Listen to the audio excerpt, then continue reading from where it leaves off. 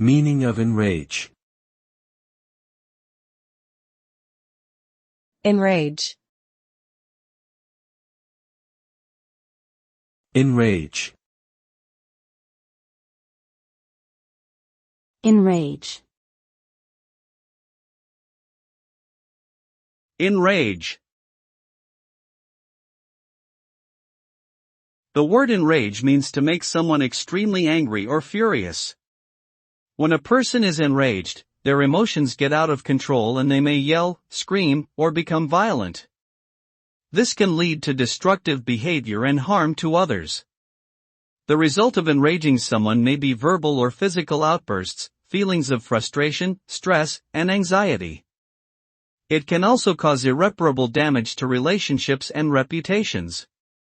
Therefore, it is important to handle situations with care and avoid doing things that could enrage others.